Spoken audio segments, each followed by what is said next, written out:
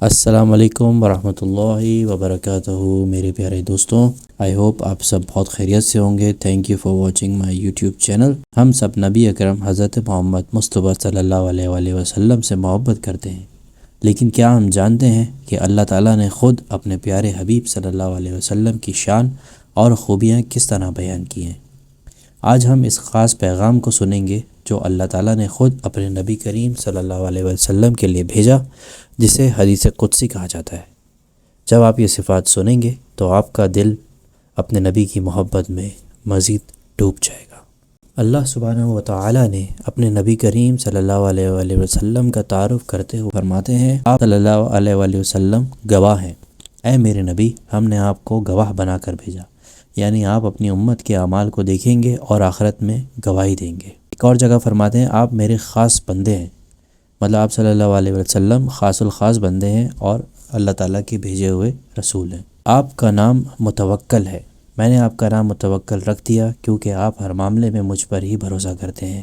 یہ ساری جو کوالٹیز ہیں، اللہ تعالیٰ ہم سب کو بھی سمجھنے کی توفیق عطا فرمائے اور ہمیں بھی اس کے اوپر اپنی لائف میں یہ کوالٹیز کو لے آئیں، تاکہ اللہ تعالیٰ جو نعمتیں جو رحمتیں ہمارے نبی کریم صلی اللہ علیہ وآلہ وسلم کے اوپر نازل ہوتی تھیں،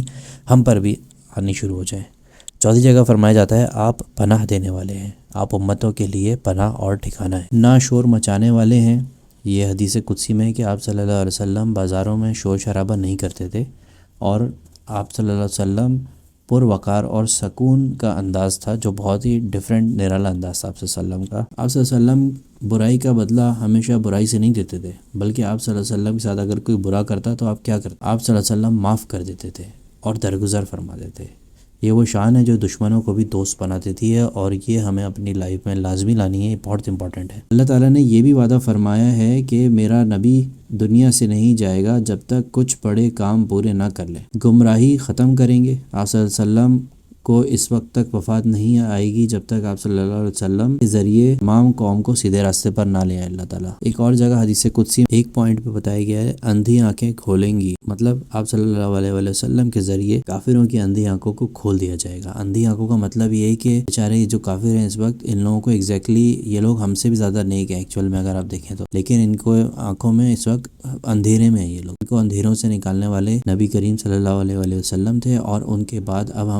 ہم امتیوں کے اوپر یہ ہے کہ ہم جتنا کوشش کریں، ان میں سے کوئی بھی شخص اس وقت جو دنیا میں جتنے بھی کافر گھوم رہے ہیں، ہماری یہ کوشش ہونی چاہیے کہ وہ سب جنت میں چلے جائیں۔ اور کس طرح جائیں گے کہ اگر آپ ان کے ساتھ اچھا بیہیویئر کریں گے، ان کے ساتھ اچھا برتاؤ کریں گے، جیسے نبی کریم صلی اللہ علیہ وسلم کرتے تھے کہ برائی کا جواب اچھائی سے دیتے تھے، لوگوں کو درگزر کرتے تھے۔ آپ یہ چیزیں اپنے اندر لائیں گے، انشاءاللہ آپ کی انٹریکشن ہوگی، اس سے کافی سارے کافر بھی مسلمان ہوں گے اور وہ جنت میں جائیں گے تو ثواب بھی آپ کو ملے گا۔ بہرے کان سننے لگیں گے، مطلب یہ کہ آپ صلی اللہ علیہ وسلم کو اللہ تعالیٰ جب تک دنیا جو بہرے ہیں، جو سن نہیں رہے آپ صلی اللہ علیہ وسلم کی، جن کے دلوں پہ جہالت کے پردے پڑے ہوئے تھے، اگر جب تک ان کے دل نہیں کھل جائیں گے تب تک اللہ تعالیٰ آپ صلی اللہ علیہ وسلم کو دنیا سے نہیں اٹھائیں گے، کیونکہ آپ صلی اللہ علیہ وسلم عمدہ اور بہت اچھے مزاج سے نوازا گیا تھا۔ سکون آپ صلی اللہ علیہ وسلم کا لباس تھا، عدل اور انصاف آپ کی پہچان تھی، انصاف کو آپ کی سیرت اور حق اور سچائی کو آپ کی شریعت بنا دیا گیا تھا، اور آپ صلی اللہ علیہ وسلم کا نام احمد رکھا گیا، مطلب آپ صلی اللہ علیہ وسلم کا ایک نام احمد بھی ہے۔ اور آخر میں اللہ تعالیٰ فرماتے ہیں کہ اللہ تعالیٰ نے آپ صلی اللہ علیہ وسلم کی امت کو بیسٹ آف دا بیسٹ امت قرار دیا، جو لوگوں کو بھلائی کے لیے بھیجی گئی ہے، مطلب بیسٹ آف دا بیسٹ امت بنائی گیا کہ پہلے پیغمبر جو تھے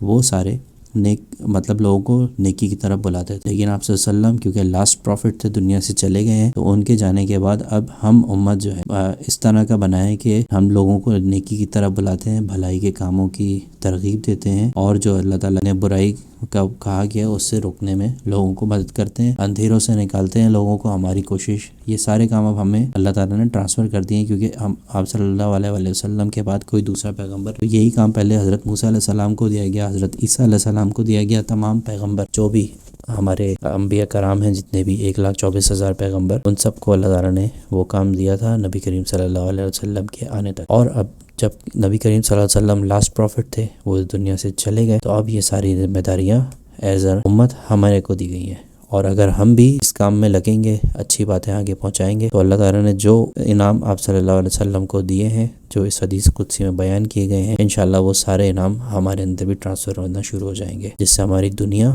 اور آخرت دونوں میں ہمیں سکسیس ملے گی۔ تو اللہ تعالیٰ سے دعا ہے کہ اللہ تعالیٰ ہمارے کو بھی ان چیزوں پہ عمل کرنے کی توفیق عطا فرمائے، ہماری لائف بھی ایسی بنا دے جیسی نبی کریم صلی اللہ علیہ وسلم کی لائف تھی، ایگزیکٹلی اس کا سیم اپنے کام بنا دے۔ آمین وآخر دعوانا ان الحمدللہ رب العالمین۔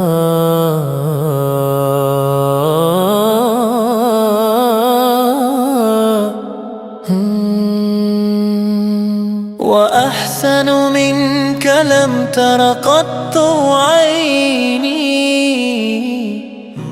وأجمل منك لم تلد النساء، يا نور العين خلقت مبرأ من كل عيب، كأنك قد خلقت كما تشاء،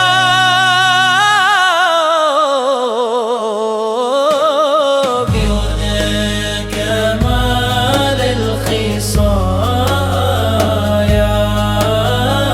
يا رد لمسلم مقامي مصطفى، آبرو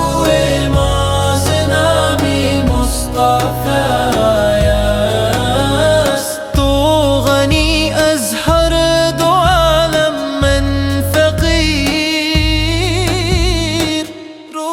محشر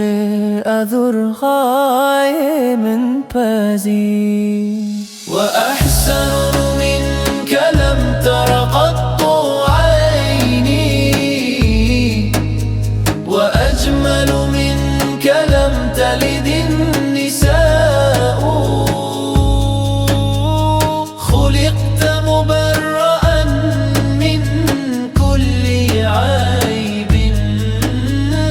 كأنك قد خلقت كما تشاء،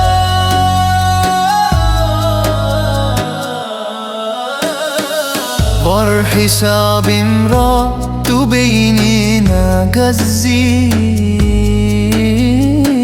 از نگاه مصطفى پناهم بگیر،